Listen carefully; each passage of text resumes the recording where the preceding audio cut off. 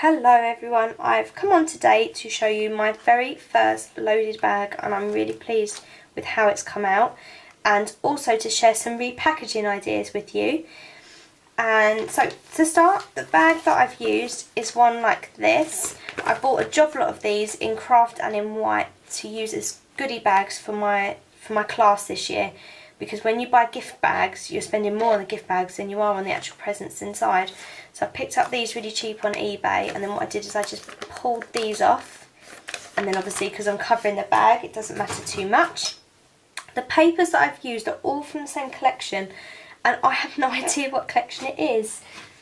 So I bought this pack of like blues and purples, and it was literally called blues and purples I think, and I think it was from the range last year, but I'm not 100% sure, I've just had it for so long. But I covered a piece here, then I used a different piece at the bottom here, and then I used the same paper on the back just to tie it all in together, try to match the colours in as much as possible. I've used a diamante trim from AliExpress on the bottom for a little bit of interest there. I've used a couple of 3D butterflies, which I think were from either the Range or Home Bargains, both shops do them. This little mirror sticker is from Home Bargains. I've had these for ages and they don't sell them anymore, or they don't in the Home Bargains I've been in. If anyone spots these, give me a shout please, because I would love to replace the ones that I've got. I'm really running low on these, sorry, and I'd love to replace them. And then these gems are ones from Hobbycraft, and they're the ones with the sort of the really dimensional one, the big one. So then inside this is a friend mail. Inside these are various bits from my stash that I want to share with the recipient. But what I've done is I've repackaged all of them so that it matches this theme. So in the front pocket you can see I've put in some little Dovecraft bows. And then the way I've made all of these is I've used little cello bags. So these ones are, what size are they? They are 5 centimetres wide and they're about 6 or 7 centimetres once the flap's folded up. So I think they're 5 by about 8 to start off with. And then what I've done is I've sealed it, put the seal at the bottom so that the person can open the bag without ruining the top. Then I've just folded over some card and attached it with double-sided tape. And then put on this one I've put just a few gems from Hobbycraft, from Hobbycraft on that one. Very similar sort of thing on this one. This one's got various different large paper clips in silver, gold and rose gold. And then from the same set of gems I've just used the really little ones and just stuck them on a bit higgledy-piggledy. So that's the little paper clips. Then inside this bag are some felt cupcakes, and then I've used gems from Asda across the top of that one. This is a different type of bag, it's just slightly bigger. And then inside there are all sorts of bits and pieces, so I'll take them out one by one. So this set of, they're called tip-in embellishments I think, craft tip-in embellishments. They're from the range. I've got them in different colours, but these are the ones I'm sending. Same thing on the top, and I've used some more of that AliExpress washi tape, or bling tape I suppose. Then there are some more felt pieces, these are little felt animals. And then on the top here I've stuck on a couple of buttons. I've got little wooden buttons in a bird and a butterfly.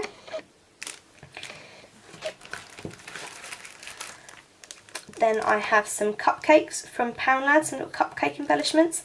And then on the top I've just stuck some little stickers. These stickers were from WH Smith's last year, and they're plastic, they're sort of hard. It's really hard to sort of show you. Is it going to focus? Or you can see the glare. It's really hard to show you. You can sort of see that they're plastic there. So that's that one. Then there is a set of tweezers and little Matchbox nail files. This was from Poundland. And then because you've got the black and white and then the red bows, I've stuck some gems at the top here. And then sort of like a dark red bow there. I thought there was another gem there. Perhaps it's fallen off, maybe I need to stick that one back on. Then there is some bunting This is the Back to Basics Berry Blush Bunting, and I love this, but I've already got one, so I thought I wanted to share one with the recipient. And I've put a little purple butterfly in the middle and some purple gems either side.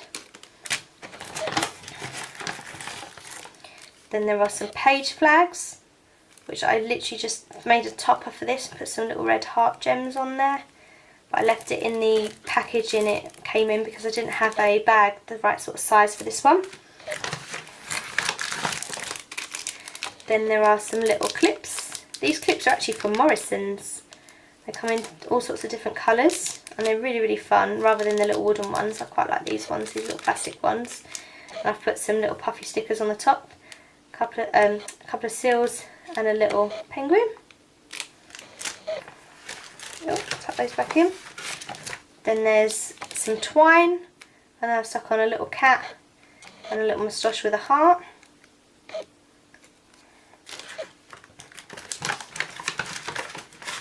Oh. Then I've popped in a couple of vials of glitter because life is always better with a bit of sparkle. Then there are a couple of rings, so the recipient absolutely loves moustaches, so I've popped in a couple of these, they're 2-finger rings in here, and then I used some diamante trim from Poundland, the really thin one, just to decorate the top of that one.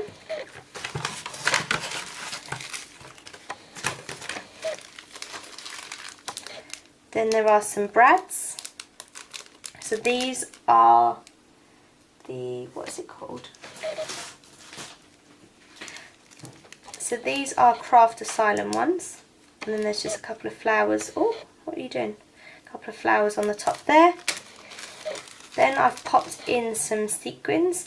Now I didn't want to replace the bag for the sequins because these Ziploc bags are so much better. And if I put a topper on the top there, that would look really odd sticking out the bottom. And if I covered that, they'd have to cut to get into it, so I just left the sequins as they were.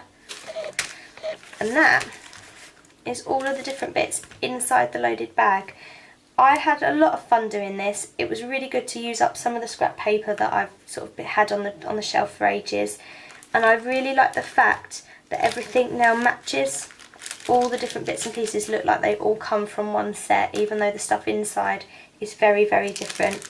And I just think it has a really lovely professional look to your little gifts. Rather than just chucking in a bit of twine, it took me 2 minutes to chuck on a bit of card and a couple of stickers and put it in a bag. And I had so much fun. So those are all the little bits and pieces going in my loaded bag. Thank you for watching, everybody. I hope this has inspired you to sort of, oh sorry, me being stupid. There was also some little heart sequins as well. This is overflow from my stash. I wanted to share some. Same with these ones. These ones were from Hobbycraft. These ones were from a little shop in Hastings. Like a little Butler's Emporium it was called. And as I say, those are all the bits going inside the loaded bag. There are other bits and pieces going in the friend mail for this person.